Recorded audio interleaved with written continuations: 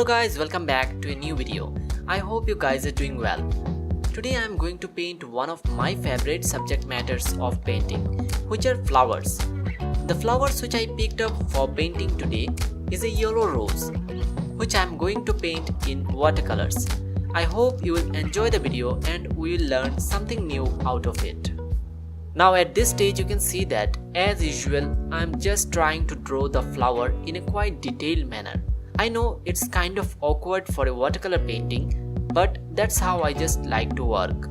One thing you can notice here is that I'm just trying to draw one petal at a time, just in order to break down the overall complexity of the flower. Now why I'm speaking of learning something new? Have I done this before?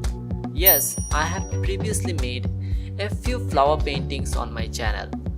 But as I told, for me every painting is a new learning experience, irrespective of the resemblance of the subject matter. Now I have just started to lay the base tone for this flower, which includes the colors pre-mixed in the beginning of this video. The basic colors which are used here includes gamboge yellow and crimson lake mixed with permanent orange.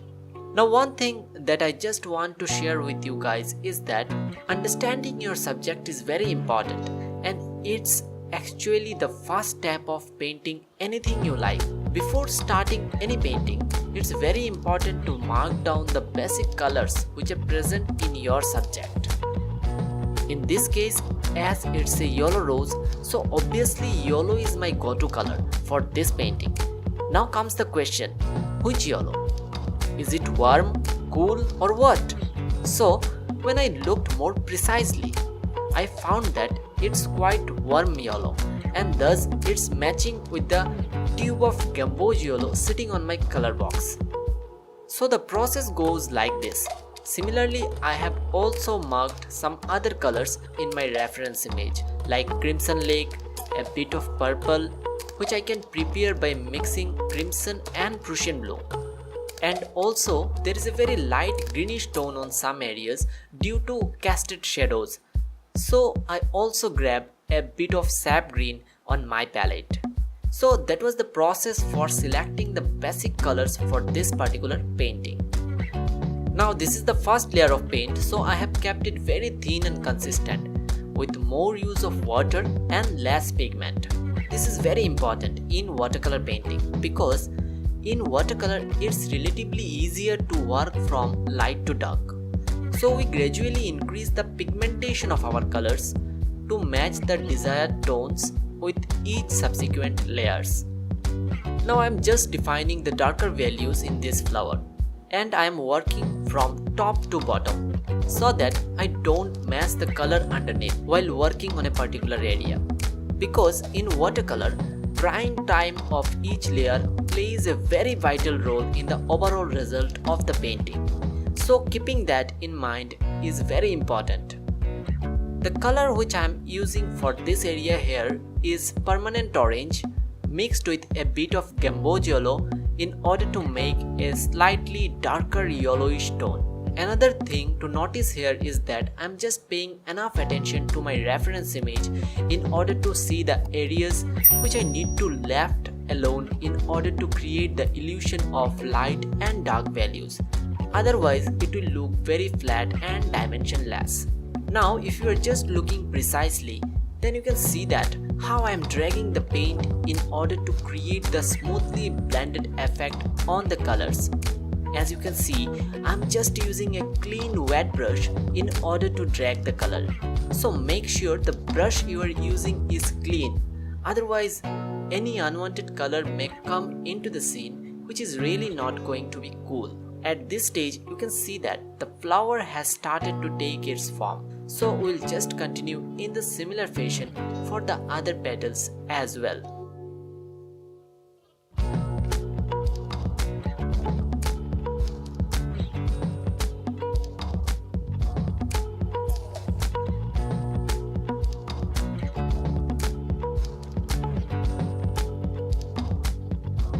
Now I am just working on a petal on the lower end of this flower, which has a curve in it, and it's having a casted shadow which is going to be the darkest area in this flower, and you can see that I'm using a much darker version of the color in order to paint this petal, while I'm also lifting off some paint from the edge of the petal using a clean wet brush where it's catching the light. So as I said earlier, it's all about understanding the light and playing according to it. Without light, doesn't matter how well you paint, it's never gonna work.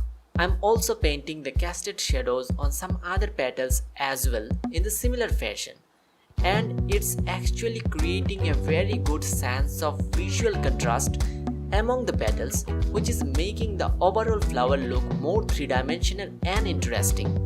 Now I will just continue to work in the similar fashion in order to tweak the values on some areas in order to make the flower look more realistic and lifelike.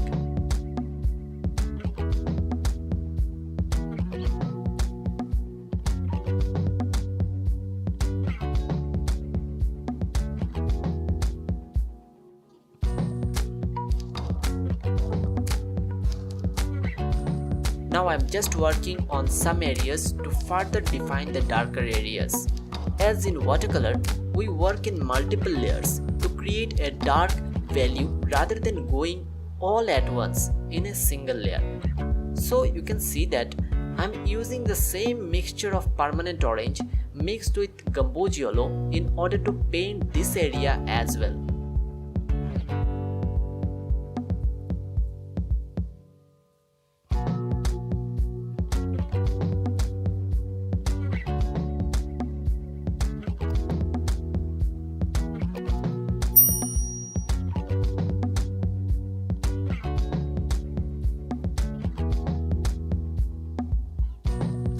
Now I have just started to work on the background, which I wanted to keep very contrasting to my subject and very loose as well. I have pre-wet the paper so that the colors can move freely to merge with one another in order to create some interesting effects. The colors that I have used basically for the background is sap green, light green, which is prepared by mixing sap green and lemon yellow, and crimson lake mixed with a bit of Prussian blue and sap green in order to create a darker purplish green tone. So at this stage, the painting is almost done. I'm just adding a few marks and brush strokes here and there in order to define a few delicate details.